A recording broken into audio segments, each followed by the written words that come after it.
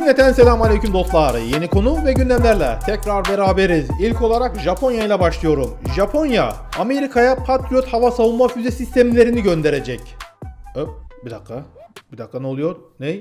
Japonya, Amerika'ya Patriot hava savunma sistemlerini mi gönderecek? Evet, aynen öyle sevgili dostlar. Peki ne oluyor? İşler burada sanki böyle bir tersine dönüş olmuş gibi bir durum var. Amerika'dan Japonya'ya, işte Avrupa'ya, oraya buraya Patriot hava savunma sistemleri gidiyordu. Şimdi Japonya'dan geri Amerika'ya gidecek, tersine dönen bir durum. Olay şurada, ince bir detay var. Japonya lisans altında üretilen Patriot sistemlerini, füzelerini üretti, çoğalttı. Hani sahibi yine lisans Amerika'da. Sadece Amerika'dan sistemleri aldı, bilgileri aldı, fabrika kurdu. Japonya'da da Patriotlar üretilmeye başlandı ve geri bunu Japonya Amerika'ya gönderiyor. Amerika'da bu gelen, Japonya'dan gelen Patriot füzelerini 3. ülkelere satış gerçekleştiriyor. İşte Yunanistan'a, Suud'a, oraya buraya bu Patriotlar Amerika tarafından satışı gerçekleştiriliyor. Japonya'da da fabrika kuruldu, üretim yapılıyor lisans altında. Olay bu. Ya biz de bir an sevinmiştik. Japonlar kendi hava savunma füze sistemlerini mi geliştirdi? Patriot benzeri. Ve geri artık Amerika'ya al lan Patriot'unu, ne halin varsa gör. Ben kendi sistemimi ürettim mi diye düşündük ama yok, öyle bir durum yok. Patriotlar Japonya'da Amerika adına üretiliyor. Gün gelecek, Japonya kendi sistemini üretecek. Haydi bakalım Japonlar, üret. Hatta gel bizimle, Türkiye ile işbirliğini arttır. Hisar, Siper, daha diğer sistemler. Bir ve beraber gücümüzü birleştirelim. Ya da boşver ya. Japonlar şimdi Amerika'nın kucağında. Sonra Japon dostlarla işbirliğimizi daha da geliştiririz. Devam. Amerika demişken Amerika ile devam ediyorum. Johnny'ler diyarına çok özel uçaklar geldi. 2 adet uçak bir yerden kalktı. Amerika'nın başkenti Washington DC'ye iniş yaptı. Peki bu uçaklar nereden geldi? Nereden? Rusya. Petersburg'dan kalkan Rus uçakları, özel yolcu taşıyan uçaklar Amerika'ya iniş yaptı. Bu uçakları kim kullanıyor? Kremlin. Kremlin'deki diplomatlar, üst düzey bürokratlar, bakanların kullandığı uçaklar Amerika'ya iniş yaptı. Ve size bir fotoğraf daha göstereceğim. Arkada Amerikan Washington Post gazetesinin internet sitesindeki duruma bakın. Washington Post, Rusya-Ukrayna savaşı ile ilgili olaraktan köşesinde özel bir yer açmıştı. Ukrayna Savaş Günlükleri gibisinden Ukrayna Savaşı köşesi ve onu kaldırdı. Fotoğraf arkada. Vay babam vay. Siz bundan ne anlıyorsunuz? Anlamı nedir? Anlamını çok da deşmeye gerek yok. Ortada Amerika Ukrayna'dan uzaklaşmaya başlıyor. Ukrayna defteri Amerika için kapanıyor. Amerika yeni yerlere açılıyor. Orta Doğu'da işlerini daha da karmaşık hale getirecek. Türkiye'nin karşısında çok daha fazla adımlar atmaya hazırlanıyor Johnny'ler. Ukrayna defterini kapatıp İsrail, Gazze, Orta Doğu ekseninde, Türkiye'nin karşısında Suriye'de, İran kuzeyinde birçok cephede yeni defterler açan Johnny'lere diyoruz ki aç o defterleri ey Johnny, biz sana topunu kapatmasını çok iyi bilirik.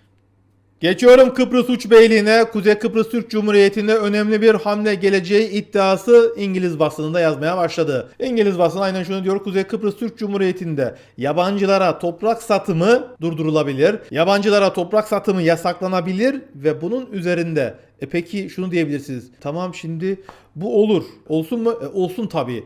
Ama şöyle de bir durum var. Peki daha önce satılan araziler, yabancılara satılan arazilerin durumu ne olabilir? Onlarla da ilgili şöyle bir hamle gelebilir. Uzun vadeli kiralama. Hani toprak devletin, arsa, arazi devletin, sen orada kiracısın. İşte 39 yılına, 49 yılına, 29 yılına falan böyle bir kiralama düzenine gidilebilir.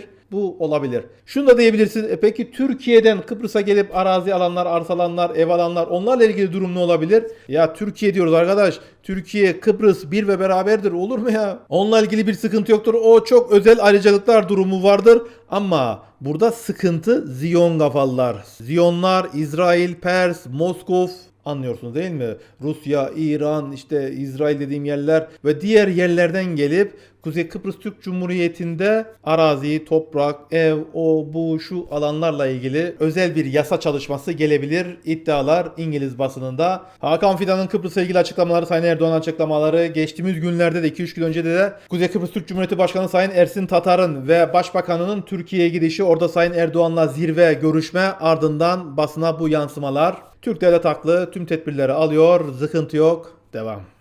Büyük gün yaklaşıyor. 26 Aralık tarihinde bir ilk yaşanacak Mavi Vatan'da. Ne oluyor ya? Ne diyorsun Bilal Feyza? Hani büyük gün dediğimizde aklımıza hemen Kaan Savaş Jeti geliyor. İlk uçuşunu yapacak ya 27 Aralık tarihinde. O ayrı. Ona son 4 gün diyoruz. Onun günü yaklaşıyor. Bizim burada Mavi Vatan diyerekten söylediğimiz bir ilk yaşanacak dediğimiz olay Akya ağır sınıf milli torpidomuz hazır ve ilk kez bir savaş gemisi üzerinde denenip batırılacak. Hani savaş gemisi dediğim savaş gemisi düzeniyle beraber hazırlanan eski bir hurda gemi. Orada duracak ve Akya'dan gelecek olan artık nasıl gelecekse Akya onu yiyecek, sonra Cumhurlop denizin dibine gidecek. Burada yapılacak olan tatbikat, esasen burada yapılacak olan ilk atış testiyle beraber dünyaya şu mesaj veriliyor. Ey Almanya! Ey Amerika, ey bilmem ne. Sizlerden bugüne kadar ağır sınıf torpidolar aldık, hafif sınıf torpidolar aldık. Her türlü sistemleri alıyoruz. Ama artık almalarımız yavaş yavaş azalıyor.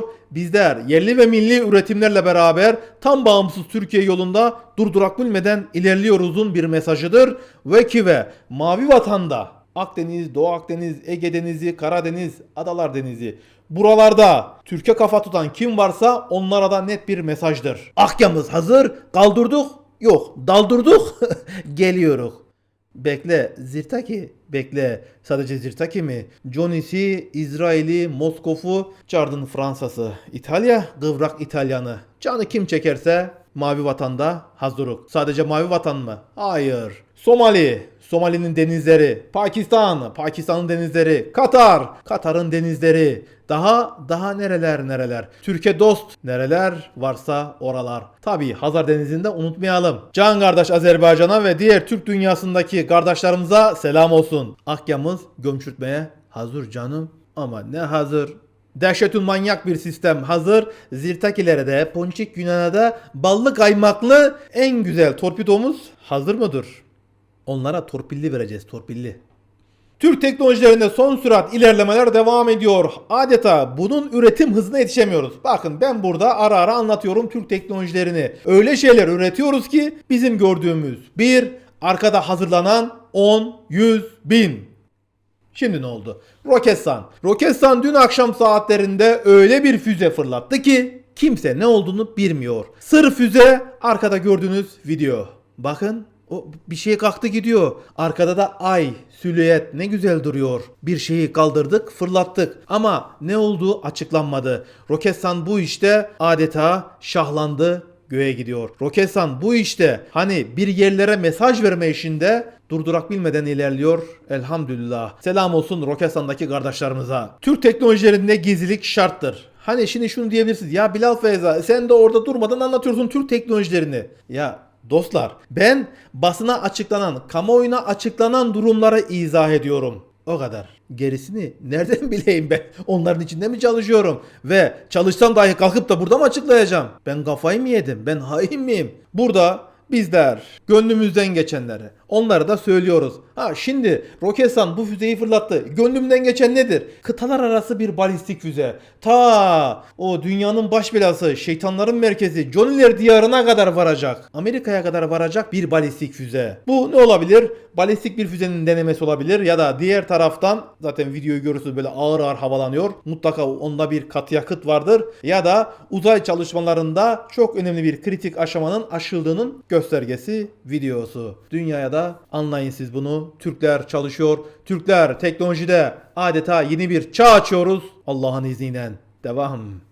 Rus kamuoyu bir haberle çalkalanıyor. Esasen Özbekistan kamuoyu da bu haberle çalkalanıyor. Ne oluyor? Rus vekil öyle bir açıklama yaptı ki Özbekistan'da yer yerinden oynadı. Rus Parti Başkanı ve Milletvekili Zahar Prilepin yaptığı açıklamada Özbekistan'ı ilhak etmeliyiz, topraklarımıza katmalıyız. Özbekistan diye bir yer kalmamalı ve hatta Sovyet Rusyası zamanında ayrılan cumhuriyetleri tekrar geri Rusya'ya ilhak etmeliyiz dedi. Özbekistan'ın ismini özellikle söyleyen bu milletvekili, Rus milletvekili acil durum. Özbekistan Rus elçiyi hemen acilen Özbekistan Dışişleri Bakanlığı'na çağırdı. Ona gerekli uyarılarda bulunuldu ve şu söylendi. Bu açıklamalar Rusya-Özbekistan arasındaki ilişkileri gerecektir. Bunun derhal düzeltilmesi lazım. Rus hükümeti Özbekistan ve Rusya arasındaki ilişkilerin bozulabileceğini göz önüne alıp bu duruma derhal müdahale etmeli. Şimdi bakın sevgili dostlar, Rusya'da Kazakistan'ı ilhak edek, Kırgızistan'ı ilhak edek, Özbekistan'ı ilhak edek bu söylemler iyiden iyiye yükselmeye başladı. Rusya-Ukrayna savaşından sonra bu söylemler daha da arttı ve bu Türk devletlerinin Türkiye ile beraber ilişkilerini daha da geliştirmesi, Türk Devletler Teşkilatı'nın çok daha güçlü şekilde birliğinin oluşturulması, Özbekistan'ın, Kazakistan'ın, Kırgızistan'ın, buraların, Azerbaycan demiyorum zaten Azerbaycan bizimle beraber, Azerbaycan, Türkiye bir ve beraber. Onu ayrı tutuyorum. Azerbaycan'dan sonra bu diğer devletlerin, Türk devletlerinin Türkiye'den İHA, SİHA sistemleri alması, Türk teknolojileri, Türk silah sistemleri alması Rusya kamuoyunda yakından takip ediliyor. Rusya kamuoyu ve Rus milletvekilleri bu söylemlerini iyiden iyiye arttırıyorlar. Ve en son çıkış aha da gördüğünüz Zahar Prilepin'den. Ulan Zahar seni zaha çakarık. Bak Özbekistan'a öyle yan gözden bakma. O gözlerini oyarız ey Moskov. Özbekistan yalnız değildir. Türkiye Özbekistan bir ve beraber devam. Azerbaycan demişken geçiyorum can kardeş Azerbaycan'a. Azerbaycan'da Fransa'ya müthiş bir tokat geldi. MİT ve Azerbaycan istihbaratından Bakü'de öyle bir operasyon geldi ki Fransız istihbaratı adeta çökertildi. Adeta rezil oldu, kepaze oldu. Ne oluyor? Azerbaycan istihbaratı ve MİT beraber, MİT mutlaka vardır canım, MİT'le olmazsa olur mu ya? Türkiye, Azerbaycan, iki devlet, bir millet ve yere geldiğinde bir devlet, bir millet gibi ortak hamleler ve adımlarımız var. Parantezi kapattım. Devam ediyorum. Azerbaycan istihbaratı MİT'le beraber Bakü'de yaptığı operasyonda Fransa'nın Bakü'de kara kutusu olarak çalışan ajanlar adeta tek tek tespit edildi ve hepsi birden Kodes'e gönderildi, hapse atıldı. Bu Fransız ajanları Gürcistan, Ermenistan, Azerbaycan, Türkiye, İran ekseninde çalışarak ve Rus ekseninde çalışarak birçok olayı birbirine katıp ve Azerbaycan'ın içten zayıflamasını sağlamaya çalışıyordu. Ve en son tahlilde şu, Azerbaycan'ın Türkiye ile artan ilişkileri Fransa'yı rahatsız ediyordu. Ulan zangoç Fransa, ulan cardım Fransa, sana ne? Çakma Napolyon, beygirsiz Macron.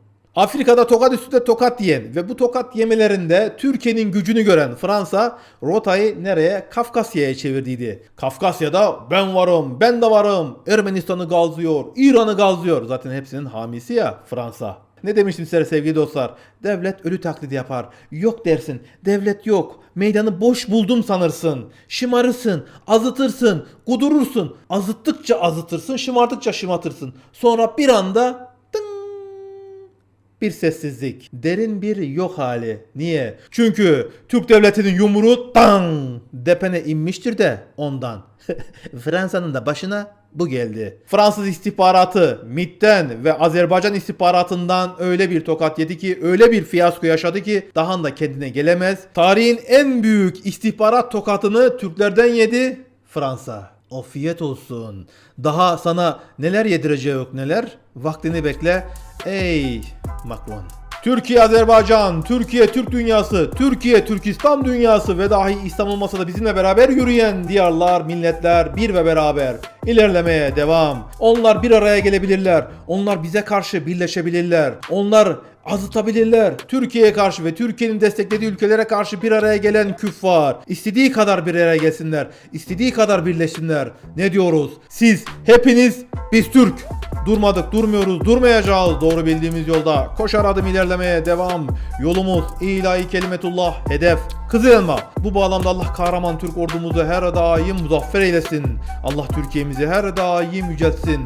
Yeni konu ve gündemlerle tekrar görüşünceye kadar inşallah. Allah'ın en güzel rahmeti, selamı, bereketi hepimizin üstüne olsun sevgili dostlar. Allah'a emanet olun.